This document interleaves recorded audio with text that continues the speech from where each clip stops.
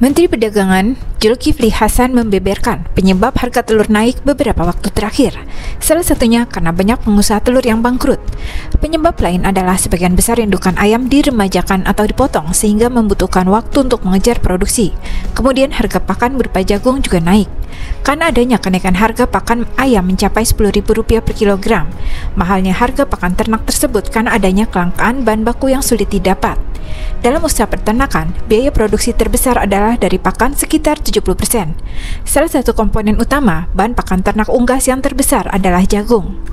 Peternak selama ini mengimpor jagung, dan itu menggunakan dolar. Selain itu juga kebijakan Kementerian Pertanian kemarin-kemarin, jagung yang diproduksi petani di Indonesia malah diekspor.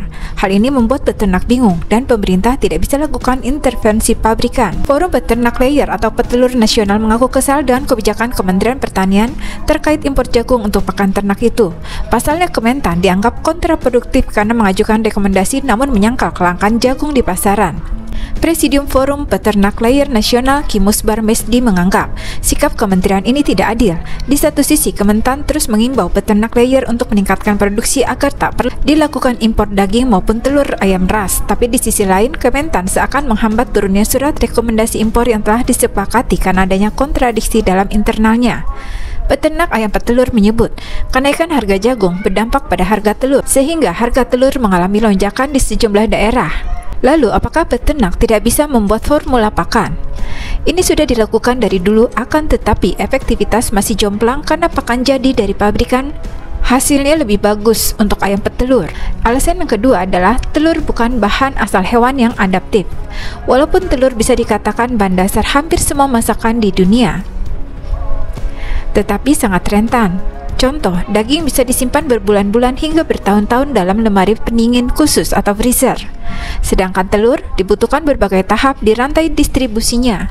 Produksi sebuah telur ayam pasti akan berbeda di suatu daerah karena operating cost atau biaya operasi dan fixed cost atau biaya tetap yang berbeda. Di sini ada 3 alasan kenapa harga telur bisa berbeda di setiap daerah.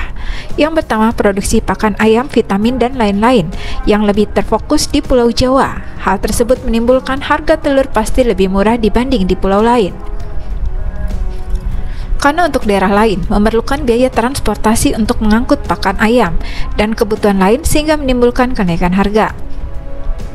Bahan baku dari pakan ayam dan vitamin terkadang memiliki fluktuasi harga karena bahan yang didapat secara impor. Ketika kurs dolar meningkat, maka harga menjadi naik.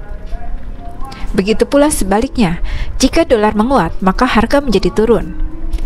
Ayam tidak bisa memproduksi telur secara konstan. Misalnya, satu kandang memproduksi 100 telur, besok bisa berkurang menjadi 80 telur atau meningkat 120. Ketika produksi sedikit, maka harga di pasaran menjadi naik.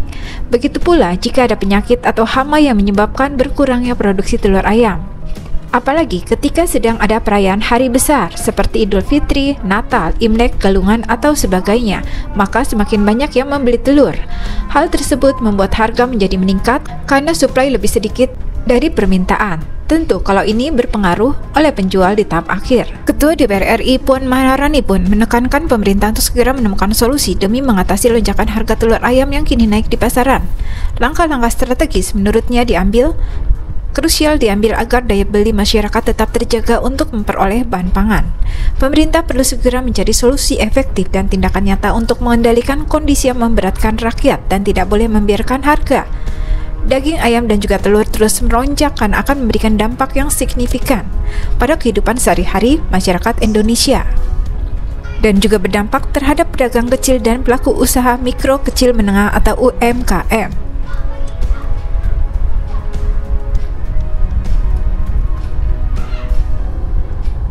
Dampaknya, masyarakat yang akan dirugikan.